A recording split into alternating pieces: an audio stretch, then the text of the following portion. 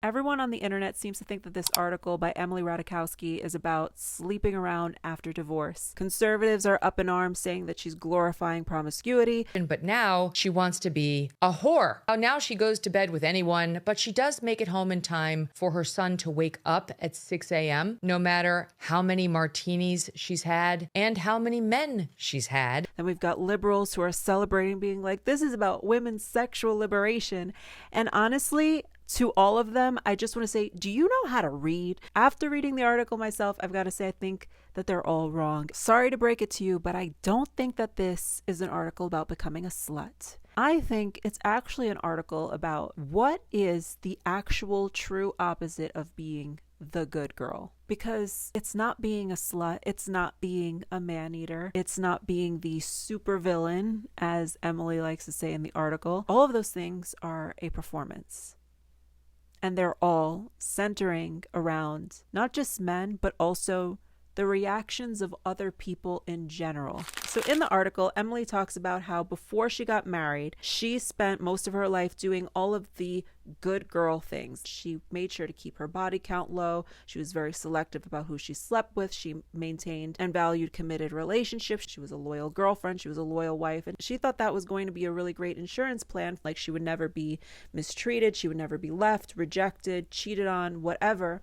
And then she found that her marriage, despite all of her efforts to be the loyal good wife, despite all of her efforts, her marriage ends. What tends to happen is everyone sort of thinks deep down that they're the exception. She thought that this was going to be an insurance plan deep down, because despite the fact that everybody has eyes and looks around and understands that good women get cheated on all the time, good women get left, whether they have children, whether they don't have children, whatever, everyone knows that it's not necessarily been a great insurance plan for a lot of other women, but everyone likes to think that they somehow maybe have like cracked the code and done it just the right way, and they'll be the exception. So she did exactly what is in human nature to do, which is this way of doing things didn't seem to work out and give her the results that she wanted. So she's going to overcorrect and go over all the way over to the other side and become a bad girl. It's just human nature. When we don't get the outcome that we desired by doing things a certain way,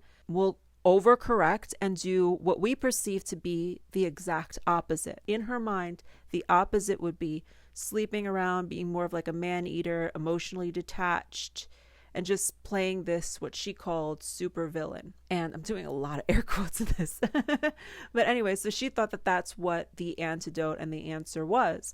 And I could tell you that's definitely not the answer, girl, because the opposite of being the good girl isn't making yourself easily accessible. Like, she's talking about how she, went on a date with this guy, and on the first date, she's sleeping with him. She's got his what in her mouth. And I'm just like, you're Emily Ratajkowski. I don't care who this guy is.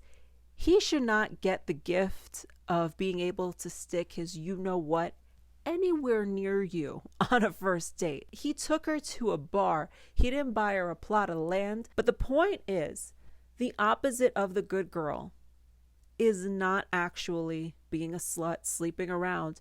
The opposite of a good girl is paying attention to what it is that you really want, holding yourself to even higher standards. Being the good girl is, following all the rules, being patient, being loyal, being understanding. That didn't get her, and a lot of women, it doesn't necessarily get you the results that you want.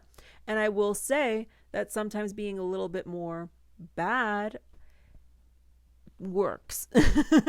It does get better results. But the reason why it gets better results, it's because if it comes from a place of self-service rather than self-abandonment. So for me, the biggest takeaway from that article wasn't that she was sleeping around with a lot of men and that was great. The big takeaway for me was she tried doing things the opposite way of the good girl, and she realized that both being the good girl and being the supervillain, they were both equally performances. And what are performances for? Performances are for getting a reaction out of the audience. They're in service of an audience. It's very outside focused. Whereas when you are holding yourself to a particular standard, it's about having peace within yourself. And the only real way that you have peace with yourself is doing the things that you actually really truly want to do. The good girl trap is just that. It's a trap. I wrote about the good girl trap on my Substack, and it really relates to this topic.